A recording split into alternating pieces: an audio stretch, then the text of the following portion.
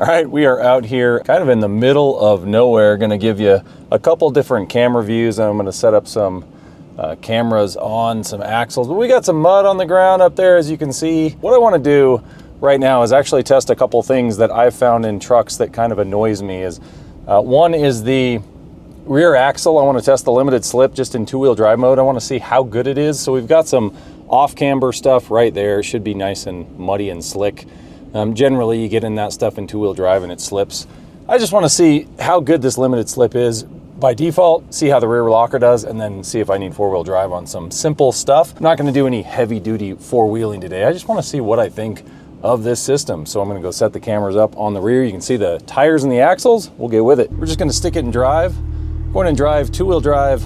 All we're going to do is see if this can creep up this snowy hill. It's actually, we'll have the pitch and roll here. I think we're on like a 1% incline right now. It'll go up to 2% now. So we're gonna hit this snow. I just wanna see what happens with this rear axle, see if the limited slip actually works the way it's supposed to. All right, I can feel it slipping now. Give it a little gas. So there you go. Just default, it's just slipping. We're on a 7%, 9% incline right now. And I'm pretty much stuck in two-wheel drive. And kind of see the, the traction lights coming on. And you can see right here, the limited slip is actually performing really well. This is without the rear locker. Seems like I'm just pretty much stuck. Let's see if I can put this electronic axle lock in. So we're still in two-wheel drive, rear locker's on. 7% grade still, so here we go. All right, with the rear locker on, going straight up the hill now. So, yeah, we'll see. Let's see if I can get it to kind of lock up again. There we go. So yeah, it's just, it's super muddy.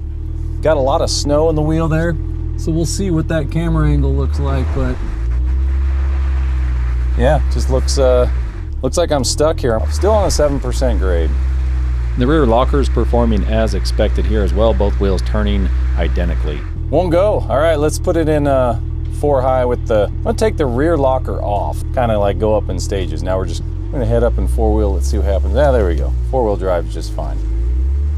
See if we can get up this. This is pretty good approach and departure angle here, but we'll see if I don't scrape the camera off.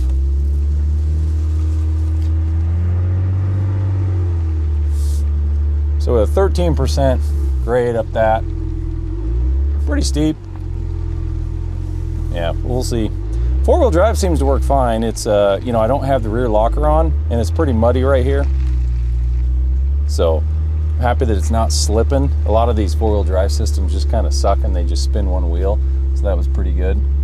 Yeah, overall, it kind of makes sense that we had a spin there. We had a lot of snow and mud on the wheels, and once it got in, it didn't matter if the locker was on or not, and two-wheel drive had to put it in four-wheel drive to get up it. Might back down and just give it another test here.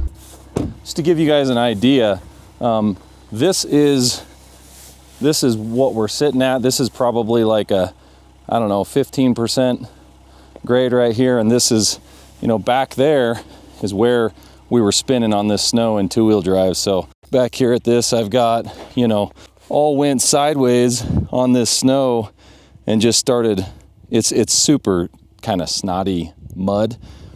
For those wondering why it didn't make it up, well, it's February in Colorado and there's a frozen layer under this, so there's really just an inch or two of super slick snow and snotty mud on top of basically what's ice, so that's why it's struggling. This was a 7% what I'm walking on now, and that's like a 13 or 14%, something like that. So, but you can see that tire's that's pretty much packed. Once they get packed with mud and stuff and it's not coming out, you're gonna end up spinning a lot. So yeah, we're gonna back up, try it one more time in two-wheel drive with the rear locker on, see if we can just crawl up it. We got her in two-wheel drive again, 3% right here. We're just gonna creep up with the axle locker on and see if we can see what we can do here. Maybe it'll creep up. I'm gonna just kind of keep the pace at like 2 miles an hour, 3 miles an hour, like real slow. And so there we go again. Look at that. Rear axle lock, and it just slides, and that's it. We're at a 6% grade. It's kind of just chattering back there. It says we're at a 9% pitch on the front, so pretty much have to stick this thing in 4 high and boogie on up. Kind of makes sense. I don't have any weight in the bed. We've got a 33-gallon tank with 3/4 of a tank left, so a decent amount of gas weight.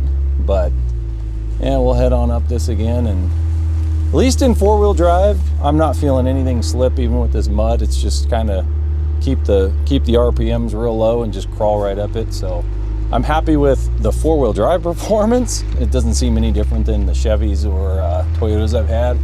But the rear locker, and maybe it's these tires, maybe it's the pitch I'm at, maybe it's just a bad situation for it. I was a little surprised that it didn't make it up, but you know, it is what it is. It's not an insane 4-wheel drive test. All right, now let's try out the 4-wheel drive auto. So I'm gonna take that rear locker off.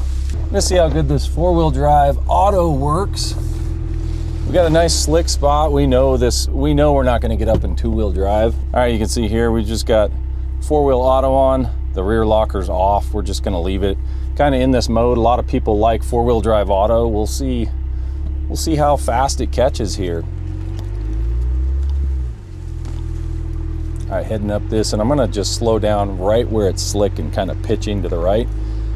That'll usually get it to kick in on its own. It says 4 auto, and it's just not spinning.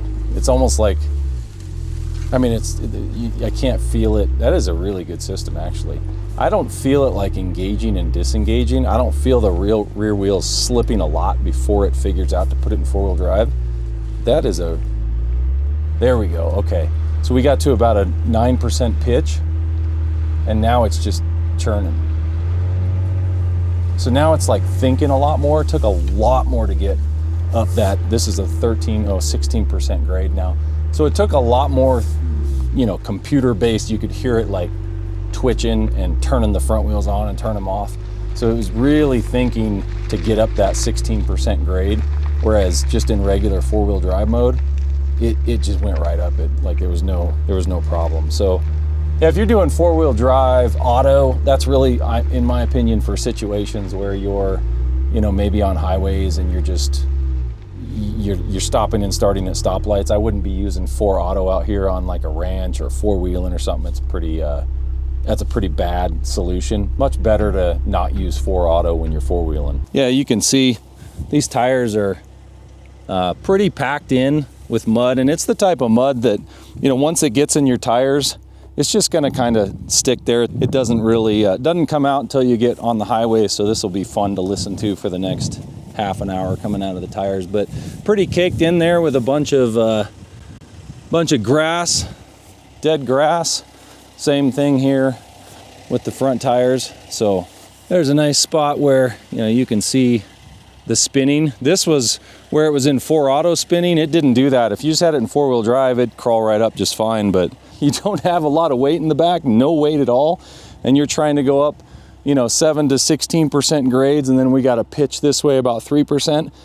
You're not going to go anywhere in 2-wheel drive in these conditions. You're really going to need 4-wheel drive. I think we're back here. I'm going to clean this thing up a little bit. Honestly, I think it did fine given that we had no weight in the back. Here's a look. We've kind of driven on some gravel roads, kind of gotten rid of some of that mud. Still pretty packed with mud. Got a little bit of mud on the running boards there. The front wheels are definitely packed as well. It doesn't matter if you've got a rear locker and 2-wheel drive. If you have no weight in the back and you're on a slope, you got to pitch, you know, 3%, 4%, 6%, you're not going to go anywhere. Like that's why 4-wheel drive exists. This did fine without the rear locker, just in 4-wheel drive. It performed at like my GMs, Toyotas, pretty much everything else. So pretty happy with just the base 4-wheel drive system. Didn't really need the rear locker on some muddy, nasty stuff, you know, up to maybe a 16% grade. So happy with the 4-wheel drive system, but obviously it's kind of like, you see a lot of these videos online and, you know, you see them simulating 4-wheel drive systems on a flat plane where they see how these systems adjust. And really that doesn't simulate real world. In the real world, the truck's going to be, you know, off camber. It's going to be leaned back. You're going to have, you know, different weight on the rear axles versus the front. You're not testing it on usually a flat road. So I think that's kind of something that you need to consider, is that most of these tests that people do online, unless they're out on a ranch or doing something in the real world, it's hard to simulate. This behaves as I think it should, so I'm pretty happy with it. Obviously, four-wheeling is more about your line choice and your experience. Like when you get off camber and rocks, whatever it is, most of it's line choice and about experience. I could go out with a video camera and make this truck look like crap, or I could make it look amazing and put it on video, and it's all kind of based on skill and how I want to present it. So I'm trying to present it in a way that I'm just evaluating the limited slip, the rear locker, and the four-wheel drive system, kind of compare it to all my experience with other trucks. And I think they're all pretty good nowadays. I really don't think any of them have a real edge unless you've got front and rear lockers. That's really kind of when you level up with, you know, rock crawling or really steep stuff. As far as the general half tons go, they're all going to be real similar.